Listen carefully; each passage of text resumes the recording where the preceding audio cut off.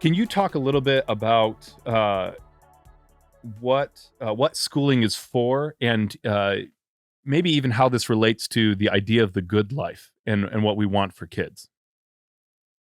Sure. So again, I can only think of coming at it from a liberal framework while being very mindful of those who reject the premises that we're talking about. And the way that I try to argue in the book is to say, as if those illiberal or alternative views about the aims of schooling or the good life or what have you, um, they whatever they may be, unfortunately, they are simply written out of possibility by realities of the world we live in. So it's not productive to try to translate them into public policy anymore, even if one adheres to those more, bedrock views. So, I mean, from a liberal perspective, and again, the literature on philosophy of education has been working through these ideas for many years, even in the last half of the 20th century. These have been like very vibrant debates among people who do the kind of scholarship that I do.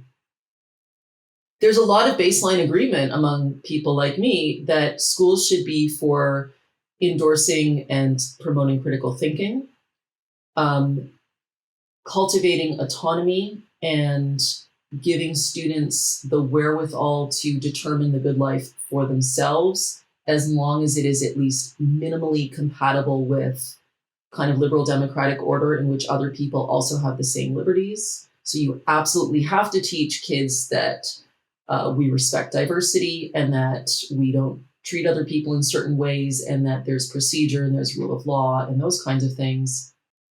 But beyond that, you don't want to be prescriptive. And so that means if you're talking about any view of the good life on which there's reasonable disagreement, religion, for example, religion and sex often get sort of lumped together as the hot button issues that people don't want to touch with a 10-foot pole in schools. But on religion, we have a non-denominational school system. We appreciate that kids have different religious commitments and come from different kinds of families and communities. And we can talk about that as as something that's descriptive, not in a prescriptive way. Now, of course, that, like I said, that's a liberal view. So for certain religious people, and it's not everyone, it depends very much on the denomination and on the nature of the faith and the practice. But for certain people, that is already an affront to their religion. They don't want their religious views to be put out like on a buffet alongside a bunch of others that their kids can sort of peruse and appreciate how diverse and beautiful humanity is. They want their views to be uniquely advanced as the truth and perhaps impervious to questioning or critical thinking. And they want them perhaps their kids to encounter other people with respect, but also want to protect them from being taken in by other people's worldviews. So this obviously translates into a very different view of what schools are for, what teachers can say and can't say, how education policy should follow.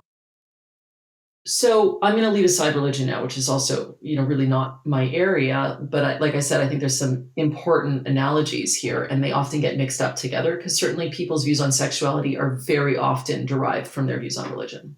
That's just... I'm disappointed. I thought, sex education wasn't large enough. I thought you could just tackle religion in an hour as well. Yeah. And I'll throw in critical race theory too. Well, why not?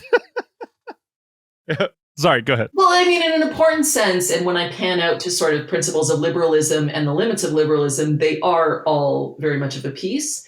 And there's no, in my view, it's no accident that is this particular moment in American politics, we're seeing unprecedented outcry over areas of curriculum and even down to the books that are being taught that people haven't paid attention to in decades, and that the Republicans in particular have made critical race theory and what they call gender ideology or, various LGBT plus friendly curricula a real flashpoint of their platform. I think the way that politics and identity and polarization are evolving in the US in particular right now, it's not a coincidence. And really, you can interpret a lot of these bitter conflicts using some of the same lenses. But I'll stick to sex education. Yes. Obviously, Yes. sex education relates to the like anti-gay and anti-trans bills and things like that. But sex education, as we show in the book, has been a hot potato for over a century. In fact, it's arguably the hottest potato in education. Like before there was critical race theory, parents were standing on street corners with placards getting very upset about sex education. So this kind of has a seniority in terms of curricular hot potatoes. I'm definitely going to steal that phrase, hottest potato, but please continue. Okay, cool. Yes. I don't even remember what your original question was. What are schools for? Yeah, so right. So part of my point here, and part of what we want to argue in the book, is that at least when it comes to sex, right? And I think, religion and other topics, I will put on the back burner for now. But at least when it comes to things relating to sex, the idea that we could shelter students, that a unique and prescriptive worldview and one based on certain forms of ignorance or lack of information could still be implemented is demonstrably naive.